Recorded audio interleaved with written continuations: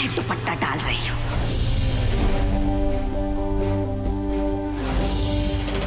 कौन सा शर्म बाकी रह गया है? खुलेआम एक गैर मर्द के साथ रंगरलियां मना रही हो और हम सबके आते ही दुपट्टा डाल रही है। अरे खड़ी हो जाओ अपने जोड़ीदार के साथ और अपने बाप को भी ना अपना ही कर्तव्य देखने दो। नफरत करते हैं हमसे, नफरत करते हैं हमसे। आपके हाथ गंदे हैं।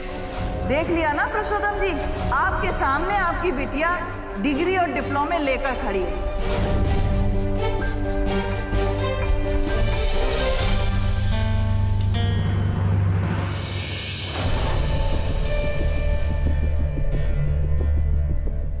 मैं तुम्हारा दर्द महसूस कर सकता हूं सृष्टि, लेकिन मैं मजबूर था तुम्हें ये दर्द देने में। ये तकलीफ, ये बदनामी जरूरी थी हमारे मिलन के लिए।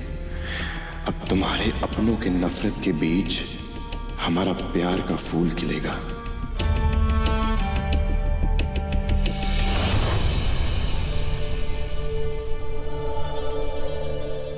सृष्टि, मैं समझ सकता हूं जो तुम पर बीत रही है। आज जो कुछ भी हुआ वो बहुत गलत हुआ। मैं समझता हूं कि तुम्हारे ससुराल वाले जाहिल थे, लेकिन सर ने तुम पर विश्वास क्यों नहीं किया? शायद सर की भी गलती नहीं है। उस रागिनी ने इन सबको ऐसे फिल्म दिखाई है जैसे उनको विश्वास करना पड़े। मैं निकलता हूं, लेकिन प्लीज तुम मुझसे एक प्रॉमिस करो कि मेरे जाने के बाद तुम बिल्कुल भी नहीं रहोगी। Please promise me. शेखर, जाओ यहाँ से। हाँ लेकिन सृष्टि। जाओ। ठीक है, मैं जाता हूं। Please take care.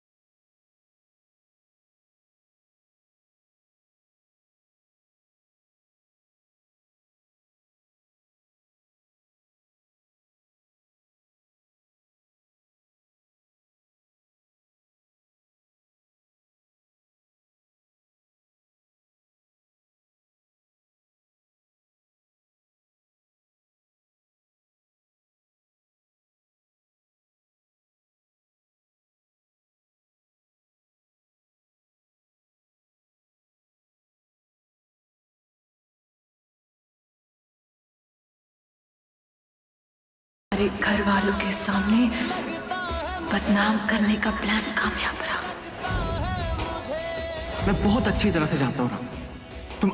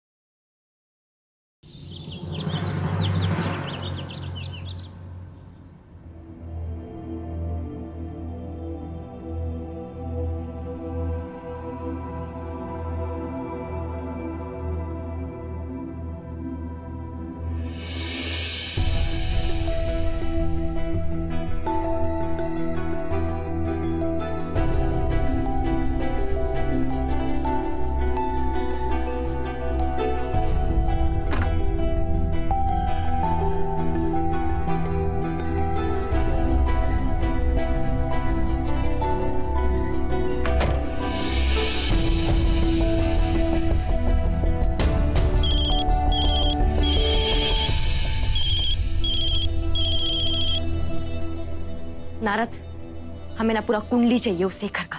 पता करो कि उस सृष्टि को कब से जानता है, पुरुषोत्तम क्या कब से काम कर रहा है, उसकी माँ बाप बहन भाई जो भी उसके घर में है, सबका खबर चाहिए हमें। शेखर को अंजाम तक ना हम पहुंचा के ही मानेंगे। अब क्या करने जा रही हो तुम? तुम्हारी एक गलती की वजह से आज मेरा पूरा परिवार परेशान है। मेरी बात सुनो, अपना जाहिल बना और दिखाने की कोई जरूरत नहीं। Please don't do anything. हमारी अम्मा ना एकदम ही ठीक कहती है, जब इंसान के पास कुछ अच्छा बोलने के लिए नहीं होता ना तो उसको चुप बैठ जाना चाहिए। चुप रहने से ना उम्र भी बढ़ता है।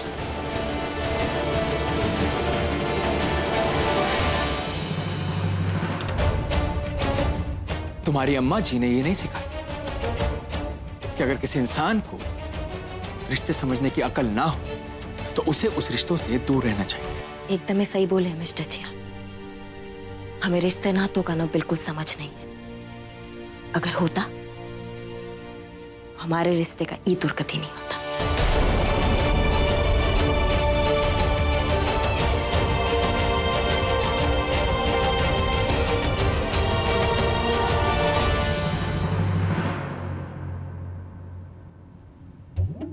इतना जोर से भूख लगा है, कल रात को कुछ बना नहीं। अभी देख रहे हैं कुनवाइबू नहीं किया है खाने के लिए। हम इससे ज्यादा दुख नहीं मना सकते हैं बीसू बाबू के शादी टूटने का। हम तक खा रहे हैं। क्या हुआ? कोनो नाश्ता करना नहीं आया का? नहीं बुआ, कोनो नहीं आए। हाँ तो ठीक है ना भैया, आप अपना पंचायती हो लीजिए। हम मंडी जाके गेहूं का भाव पता कर लेते हैं। बाकी कोनो जरूरत होगा तो आपको हम फोन कर लेंगे। देवर जी, कहाँ जा रहे हैं आप लोग? हैं नाश्ता ठंडा हो रहा है, नाश्ता तो करता जाइए।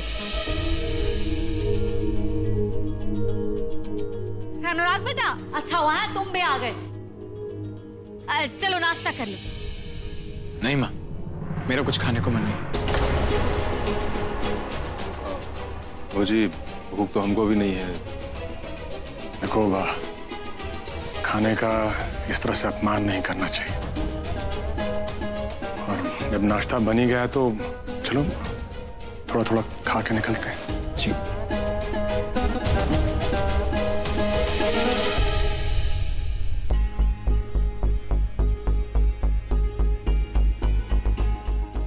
लगता है देवर जी अभी तक अपने कमरा से बाहर नहीं आए हैं। तुम कौड़ी की लड़की की बदचलनी की वजह से जी घर में किसी के हलक से खाना नहीं उतर रहा है, और ऊपर से हमारा घर का सारा मुकदमा भी लड़ रही है। माँ जी ना सारा का सारा मुकदमा उससे वापस ले आएंगे। देवर जी, अब सारा काम छोड़िए और हमारे साथ ना हरिनगर चलिएगा। माँ प्लीज, अब आप कोई नया तमाशा मत शुरू कर दीजिएगा। ब्रिज, कहीं जाने का जरूरत नहीं है। काहे नहीं जाएंगे वो हमारे साथ? क्यों, कानून वाली का और कौन? श्रीमती जी, हम अच्छे से जानते हैं कि हमें क्या करना चाहिए और क्या नहीं करना चाहिए। ये आपको बताने का जरूरत नहीं है हमें। इसलिए मेहरबानी करके हमारा काम में हस्तक्षेप मत किया कीजिए।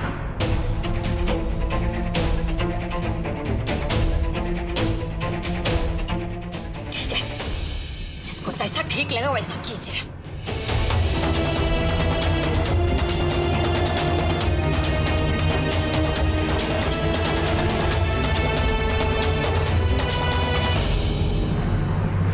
पांडे जी, हमको भी तो अभी भी पता चला है। एक मिनट, मैं फोन करता हूँ बात। ये देखो, आ गई मैडम जी। ये हम तो सुने कल रात ओवरटाइम करती पकड़ी गई थी। तुम अब सुनियो, अरे हम तो पहला दिन से ही जानते हैं कि शेखर के चक्कर में तो अपने पति को तलाक देना चाहती। क्या बात कर रहे हैं? अरे जब तलाक ले ही रही थी तो 2-4 दिन और कंट्रोल कर लेती। ये सब बेशर्मी करने का क्या जरूरत था? तो जो मजा लूट के खाने में है वो कमा के खाने में कहाँ? सही बात कह रहे हैं आप। शाबाश मुखियाइन, तुम्हारे टैलेंट का जवाब नहीं। बिना चिंगारी की आग मैंने लगाई और बिना बात का किस्सा तुमने फैला दिया। वाह। अरे शेखर बाबू, थोड़ा हम लोगों पर भी तो ध्यान दीजिए। कब से यहाँ इंतजार कर रहे हैं अपने केस का नंबर जानने के लिए। आपका नंबर लंच के बाद आएगा। अरे छोड़िए केस का नंबर, ये बताइए अपनी अनारकली पर हमारा नंबर कब लगवाइएगा? क्या मतलब है आपका? अरे सीधा सा मतलब है शेखर जी, कल रात जो मैडम के साथ आपने 2020 खेला था, उस खेल के हम भी बहुत पुराने खिलाड़ी हैं, हमें भी अपनी टीम में शामिल कर दीजिए।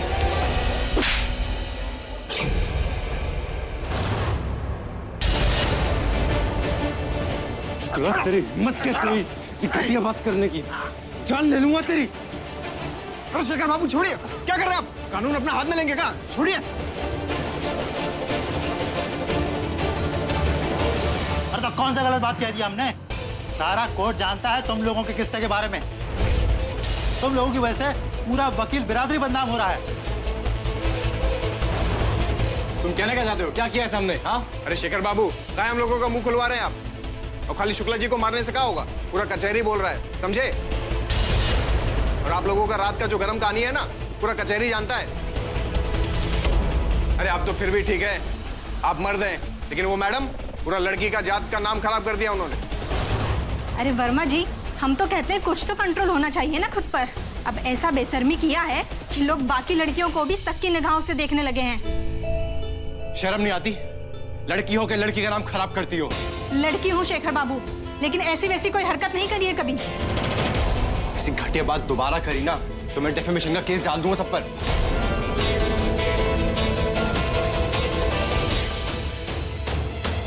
चलो यहाँ से। हाँ जाइए यहाँ से। मैं भी अपने बीच में ऐसे गंदे लोग नहीं चाहिए। आप लोगों की वजह से पूरे कोर्ट का माहौल खराब हो रहा है। हम भी बहन बेटियों वाले हैं, ये सब नहीं चलेगा यहाँ।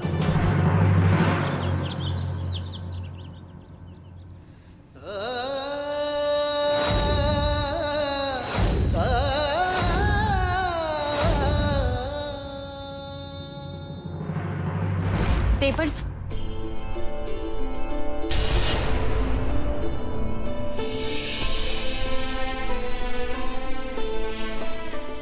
देवर जी, आप अभी तक अपना कमरा नहीं समेटे? चलो कोई बात नहीं, आज आपकी भाभी आपका कमरा समेट देती है। अरे हम तो एक बात बताना ही भूल गए देवर जी आपको, वो हमारा नौकर नहीं है कन्हैया, उसकी गाय ने ना जुड़वा बछड़े दिए, पता है? मालूम है उस उन बछड़ों का नाम क्या रखा है? बताएंगे ना नाम आपको, आप हंस के लोट के पोट हो जाएंगे। बता रहे हैं बछड़ों का नाम रखा है बूटी और लवली। बूटी और लवली? अरे ऐसा भी कोई नाम रखता है क्या, बूटी और लवली? हमको तो लग रहा है ज्यादा काम कर करके ना पगला गया है वो। वैसे हमारी अम्मा भी ना हमारा कुछ ऐसा ही अंट संट सा नाम रखी थी, बताया आपको? हमें बचपन में क्या बुलाती थी हमारी अम्मा? वो हमें कहती थी इमरती।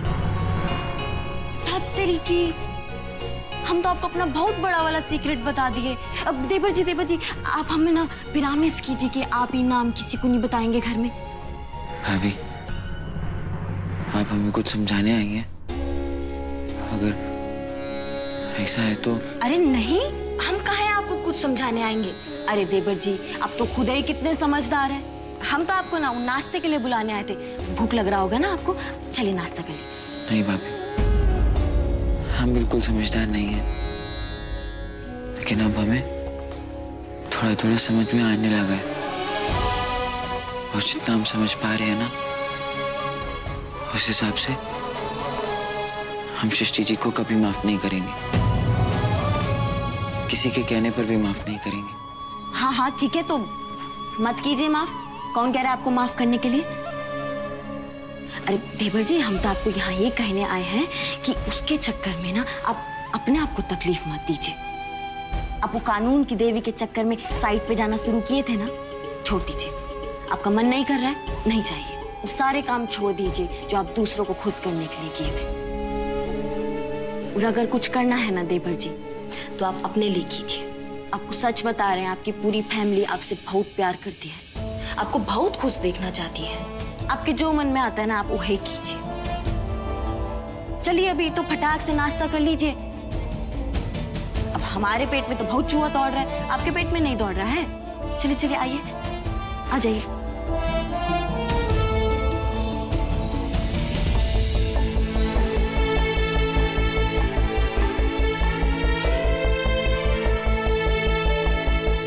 हमें जल्द से जल्द सारा सच सबके सामने लाना होगा, ताकि देवर जी को उनकी ईमानदार और सच्ची सृष्टि वापस मिल जाए।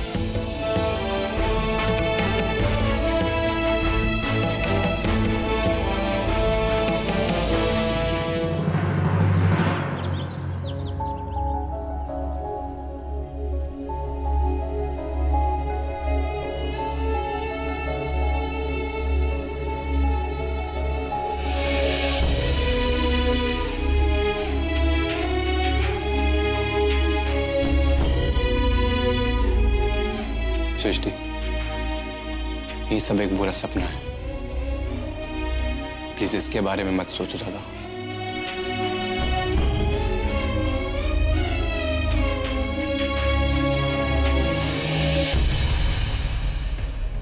मुझे तो ये समझ नहीं आ रहा कि कल रात की बात कोर्ट के लोगों तक कैसे पहुंची। जरूर इन सब में रागिनी का हाथ है। उसे तो मैं देख लूंगा बाद में, मगर फिलहाल मुझे तुम्हारी फिक्र हो रही है, और तुमसे ज्यादा तुम्हारे पापा की फिक्र हो रही है सृष्टि मुझको।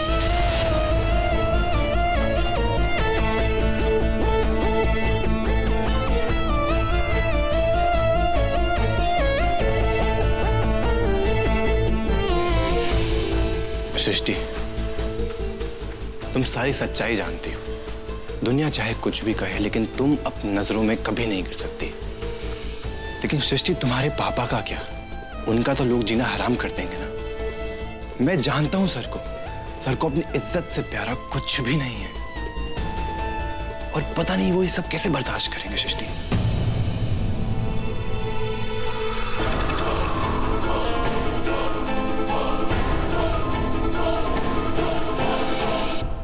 And I really don't know ये समाज इन दकियानूसी बातों को इतना बड़ा चढ़ाकर क्यों पेश करती है। लेकिन एक बात मुझे आज समझ आई है, ये सब लोग एक लड़की को ही ब्लेम करते हैं। सृष्टि, हम जानते हैं कि हम दोनों ने कुछ गलत नहीं किया है, मगर ये समाज हमें ऐसे जीने नहीं देगा, और बार बार हमको वो याद दिलाएगा जो हमने गलत नहीं किया।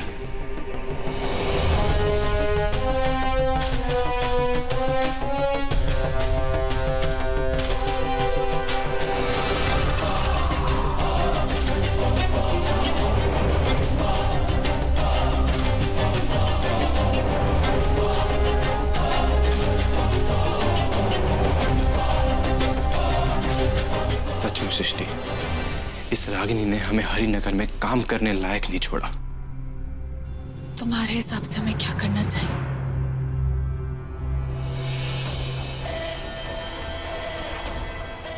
सृष्टि, अब हमारे लिए यहाँ पर कुछ भी नहीं बचा।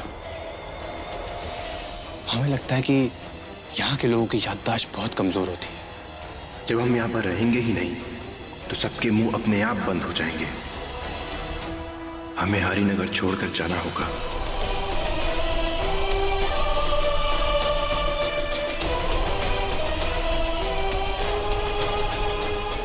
जाना होगा?